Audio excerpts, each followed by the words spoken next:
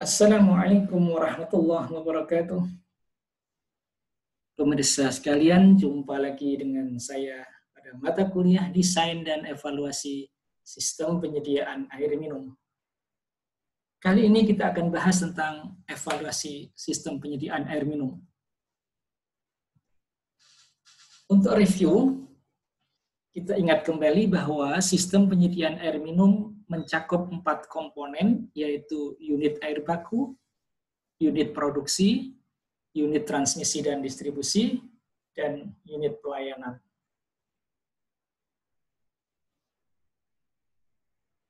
Yang akan kita evaluasi dari keempat komponen itu, untuk komponen air baku, yaitu kualitas air, debit air, kondisi fisik bangunan. Untuk unit produksi, yang perlu dievaluasi adalah kinerja pengolahan, untuk instalasi pengolahan air minum, kesesuaian kriteria desain, dan kondisi fisik bangunan. Kemudian untuk unit transmisi dan distribusi, terutama unit distribusi, kita akan evaluasi pada kualitas air, kondisi hidrolis jaringan, umur atau kondisi fisik pipa. Yang terakhir, untuk unit pelayanan yang akan dievaluasi adalah kualitas air di pelanggan dan tekanan air di unit pelayanan. Nah, langkah yang harus dilakukan dalam rangka evaluasi sistem ini, yang pertama kita harus mengumpulkan data selengkap mungkin, data yang relevan, yang terkait, dan yang aktual. Kemudian data tersebut kita analisis sehingga dapat ditentukan apa rencana tindak lanjut berikutnya. Kita bahas untuk komponen yang pertama, unit air baku.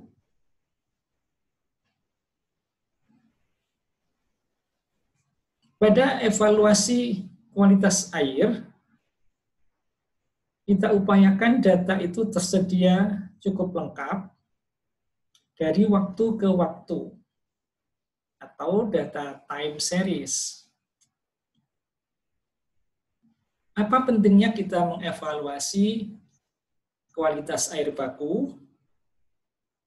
Tentu kita masih ingat bahwa kualitas air baku sangat berpengaruh pada unit produksi.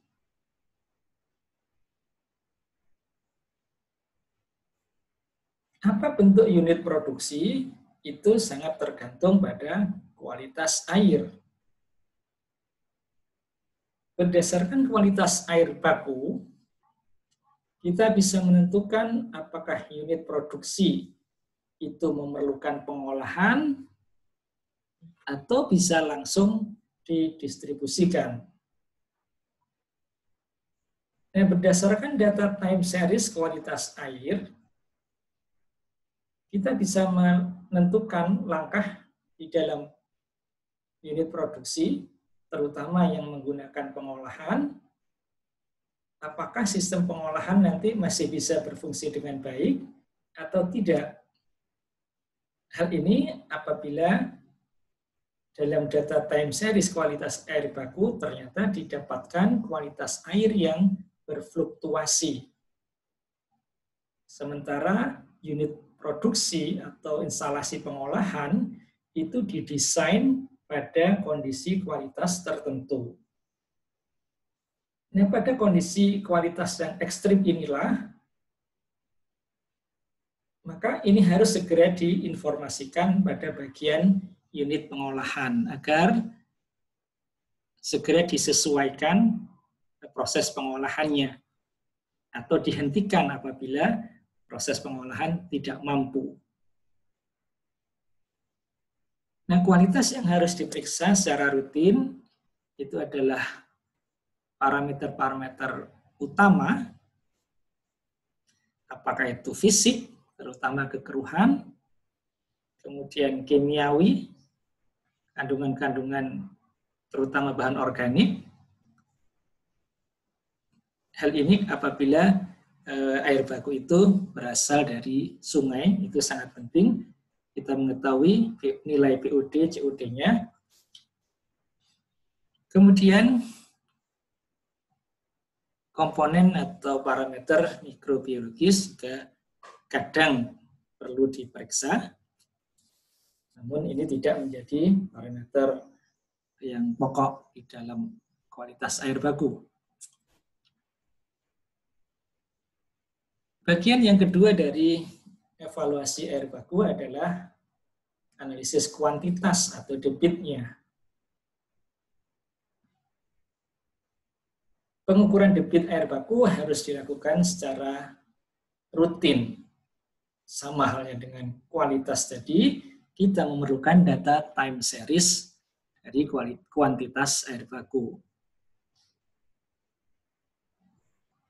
Dengan data time series ini kita bisa mengetahui apakah debit sumber air itu berfluktuasi, fluktuasinya ekstrim, atau fluktuasinya tidak terlalu ekstrim atau bahkan tidak berfluktuasi.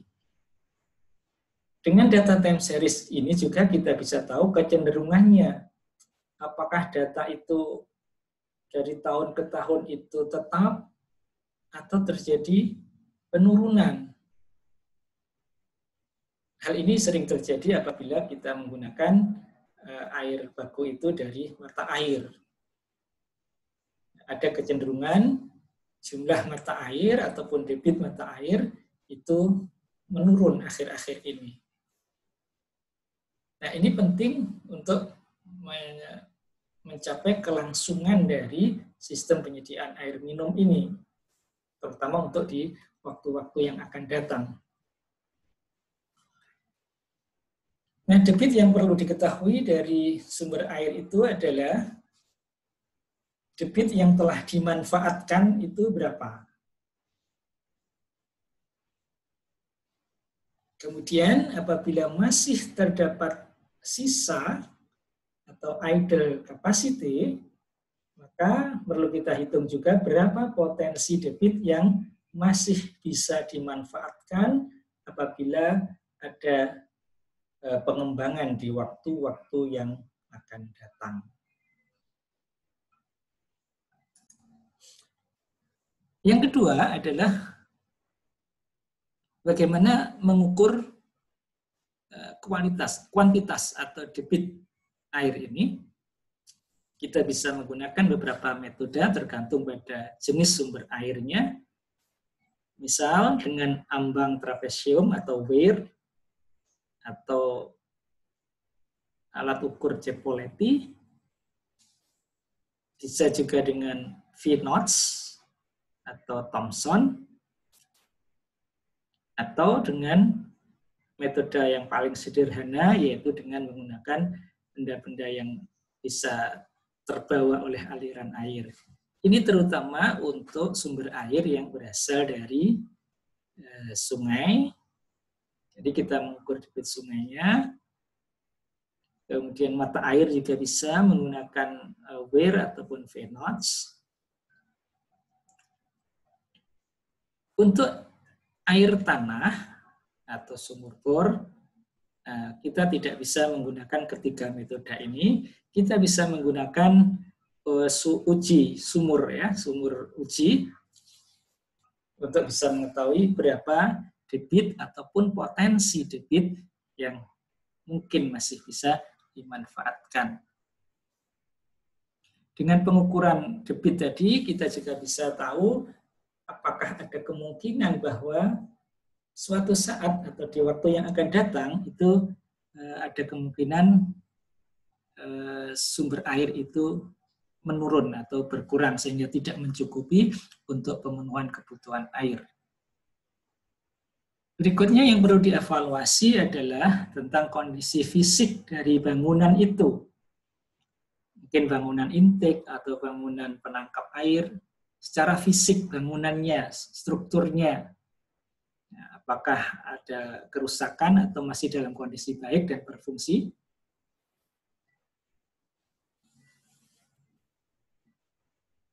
Termasuk sistem perpipaannya, pompanya kalau ada, peralatan-peralatan lainnya.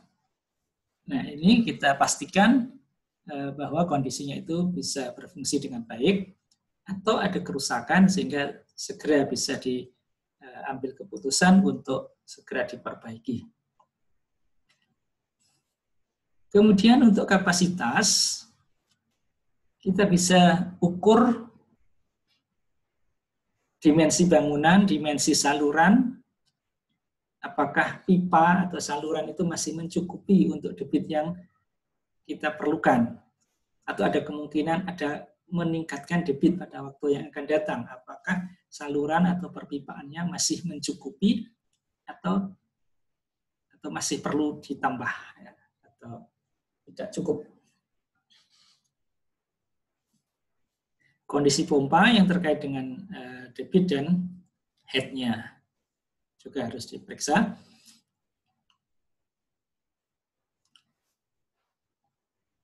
Nah, dalam hal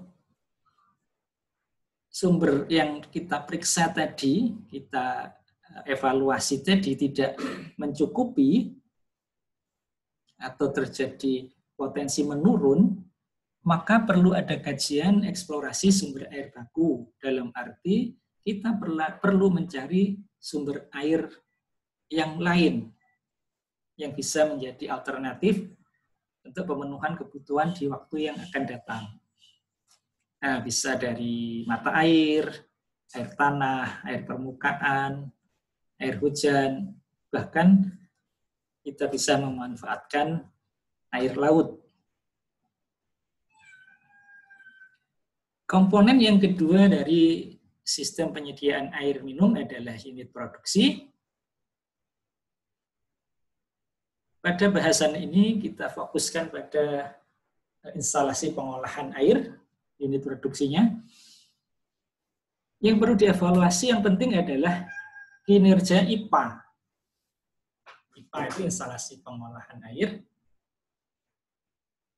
Yang pertama kali untuk mengevaluasi kinerja ini adalah kita periksa kualitas air produksinya. Nah, apakah air produksi memenuhi standar kualitas air minum atau tidak. Kemudian, hitung efisiensi pengolahannya. Dengan rumus sebagai berikut, efisiensi sama dengan konsentrasi pada kondisi awal, dalam hal ini air baku. Ambil contoh misal kekeruhan. Jadi kekeruhan di air baku dikurangi dengan kekeruhan pada air produksi dibagi dengan kekeruhan pada air baku dalam persen. Nah, nanti dari sini akan diketahui berapa efisiensi penurunan kekeruhannya. Bisa juga efisiensi ini dirinci per unit bangunan. Misalnya, prasedimentasi mempunyai efisiensi penurunan sekian persen. Jadi sebelum diendapkan di prasedimentasi dan setelah atau di outlet prasedimentasi diperiksa, nah, dihitung dengan rumus yang sama seperti ini, kita bisa tahu efisiensi prasedimentasi. Demikian juga di unit-unit yang lain, misal pengadukan sampai filter atau pengadukan sampai pengendapan. Kemudian filter dihitung tersendiri sebelum dan setelah filter itu terjadi penurunan sebesar berapa persen.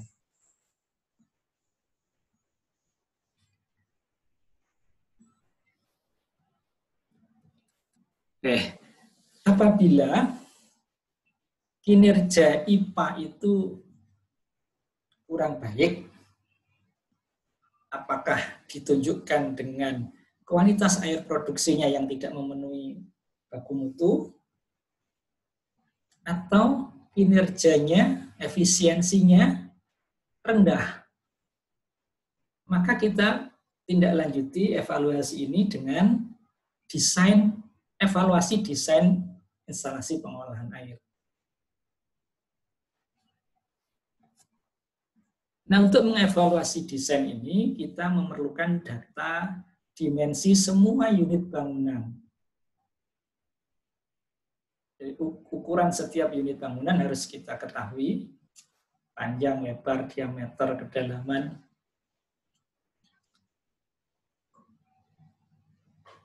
Nah, berdasarkan dimensi ini, kita bisa lakukan evaluasi pemenuhan kriteria perencanaan. Jadi, kita lihat lagi kriteria perencanaan berdasarkan misal SMI. Nah, apakah surface loading dari bak prasedimentasi atau bak sedimentasi itu memenuhi kriteria atau tidak? Nah, misal kita hitung surface loading sama dengan debit per luas permukaan.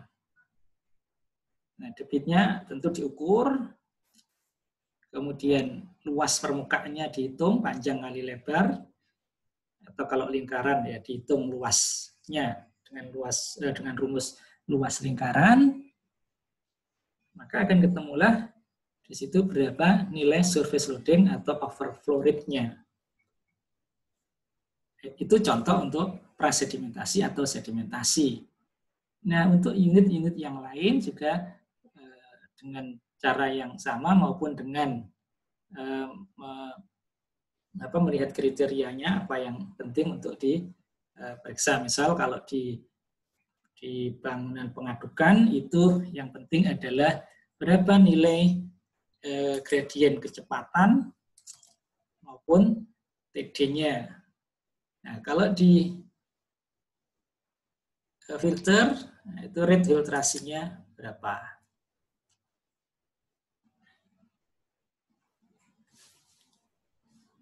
Nah, dengan membandingkan hasil perhitungan dengan nilai kriteria perencanaan yang terdapat pada SMI atau pada literatur yang lain, kita bisa melakukan tindakan berikutnya apa?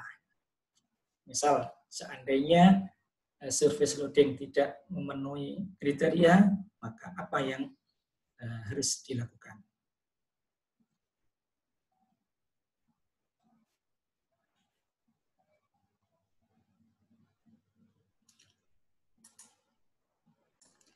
Evaluasi berikutnya pada instalasi pengolahan adalah evaluasi kondisi fisik bangunannya.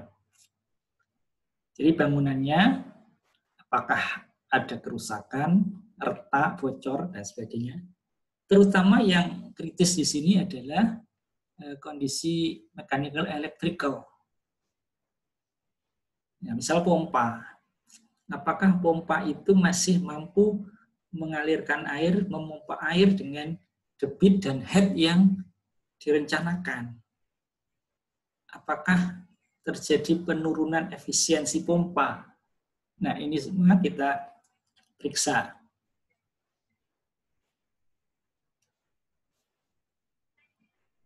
Dengan diketahui kondisi atau keberfungsian dari kondisi bangunan maupun mechanical electrical ini, maka kita bisa segera melakukan tindakan perbaikan apabila terdapat kerusakan atau hal-hal yang menyebabkan IPA ini terganggu fungsinya. Kita masuk ke komponen ketiga dari sistem penyediaan air minum, yaitu unit distribusi.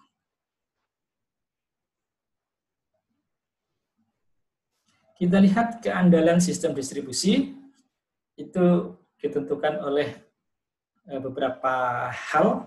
Yang pertama adalah kualitas air. Kita pastikan bahwa kualitas air memenuhi standar kualitas air minum.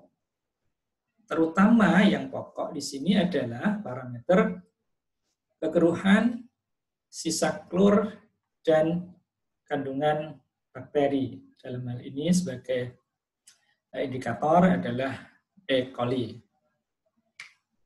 Escherichia coli. Kemudian tekanan air ini juga menjadi parameter penting dalam sistem distribusi, yaitu minimum 10 meter kolom air pada titik terjauh. Jadi kalau kita ukur tekanan air pada pipa di titik yang terjauh dari sumber air, nah itu yang baik adalah minimum 10 meter. Kemudian continue, alirannya continue. Jadi setiap saat itu ada air, jadi mengalir selama 24 jam pada sistem distribusi ini. Kemudian kalau kita hitung tingkat kebocoran pada sistem distribusi, nah itu diharapkan tidak lebih dari 20%. Jadi kebocoran itu apa? Atau lebih tepatnya kehilangan air. Kehilangan air. Di dalamnya ada kebocoran secara fisik.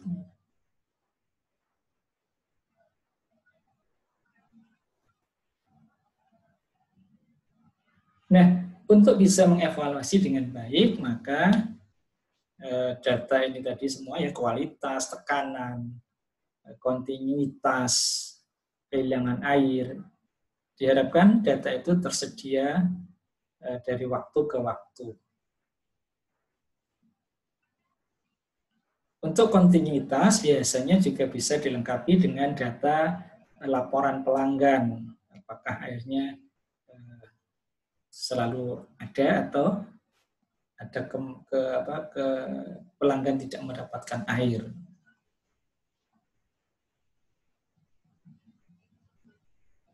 Kondisi fisik pipa juga perlu kita ketahui. Namun karena pipa ini berada dalam kondisi tertanam di tanah, maka secara langsung kita tidak bisa mengamati apakah bocor atau tidak. Nah, biasanya akan diketahui bocor itu kalau misal tiba-tiba ada genangan di jalan, ada air yang keluar dari bawah, tiba-tiba ada genangan, nah itu diduga ada kebocoran pipa di situ.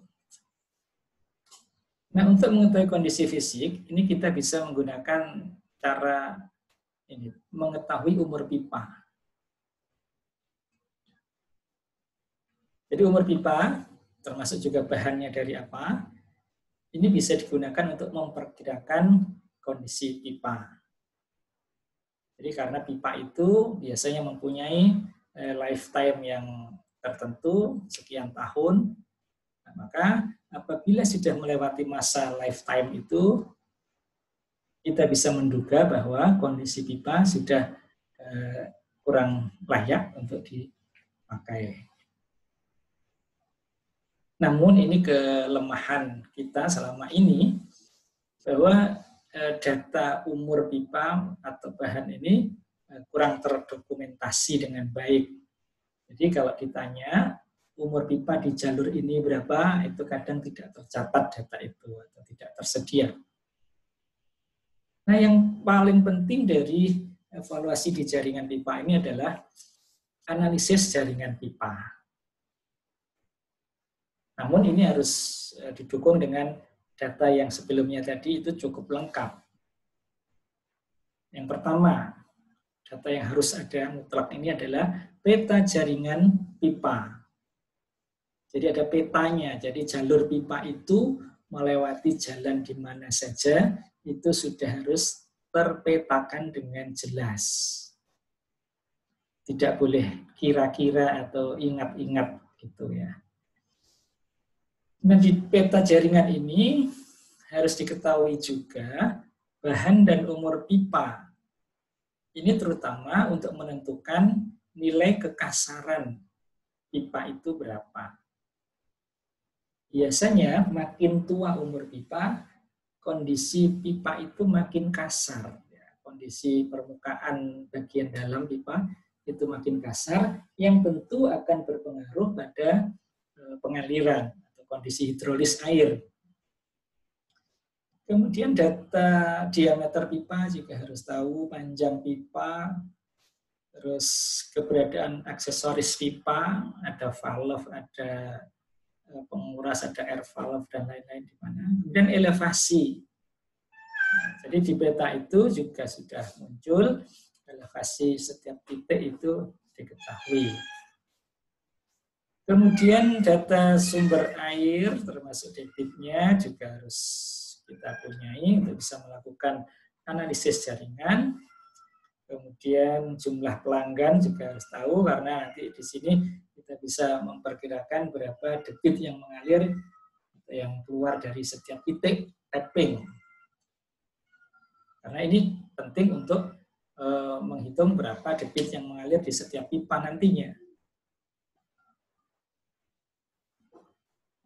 Untuk melakukan analisis jaringan, kita bisa menggunakan software berikut ya. Pilih salah satu, bisa menggunakan Epanet, ini yang paling sederhana. Kemudian bisa menggunakan WaterCat, WaterGems, atau software sejenis lainnya. Kemudian, dari hasil analisis jaringan pipa ini, kita bisa mendapatkan menganalisis kondisi semacam ini ya, kecukupan dan kontinuitas aliran tiap titik selama 24 jam. Jadi jaringan distribusi yang kita analisis itu akan kita ketahui apakah alirannya kontinu atau tidak, cukup atau tidak memenuhi kebutuhan pelanggan yang jumlahnya sudah dihitungin tadi ya, atau diketahui jumlah pelanggannya. Kemudian dari hasil ini juga bisa kita putuskan perlu atau tidaknya rehabilitasi jaringan pipa. Karena kita bisa memperkirakan dari umurnya misalnya, atau dari tekanan yang dihasilkan, mungkin terlalu besarnya head loss, atau perlu mengganti pipa atau menambah pipa, dan sebagainya. Kemudian kita juga bisa memutuskan ini, apakah jaringan yang sudah kita analisis tadi itu masih mungkin atau tidak untuk dikembangkan di waktu yang akan datang apabila ada pengembangan jaringan atau penambahan jumlah pelanggan. Yang terakhir adalah komponen keempat, unit pelayanan. Ini singkat saja, satu lembar saja ini. Keandalan sistem pelayanan. Setidaknya tiap blok atau subzona itu terdapat satu sampel sambungan rumah yang diperiksa kualitasnya, tekanannya, dan kontinuitasnya. Nah, yang di bawah ini, 3 ini yang perlu diperiksa. Kualitas, kita nyatakan andal secara kualitas apabila kualitasnya memenuhi standar untuk semua parameter kualitas air. Terus tekanannya minimum 5 meter pada titik di pelanggan itu ya. Jadi air di keran pelanggan itu paling tidak tekanannya minimum 5 meter. Artinya kalau ada rumah bertingkat 2 gitu, air bisa naik ke kamar mandi di lantai 2. Kemudian aliran kontinu, ya, kontinu selama 24 jam air itu ada terus-menerus, mengalir terus-menerus. Jadi tidak hanya malam saja ya mengalirnya. Sementara siang atau pada jam puncak tidak mengalir. Ini kebanyakan begitu. Nah, ini tidak kontinu atau tidak andal ya. Jadi keandalan itu bisa kita lihat dari kondisi kualitas air di pelanggan, tekanan air mencukupi, ini terkait dengan kecukupan ya, kuantitas, kemudian kontinuitas. Baik, demikian tentang evaluasi sistem penyediaan air minum. Mudah-mudahan bisa dipahami. Kalau ada hal yang perlu didiskusikan, silakan ditulis di komen di bawah. Terima kasih, sampai di sini. Wassalamualaikum warahmatullahi wabarakatuh.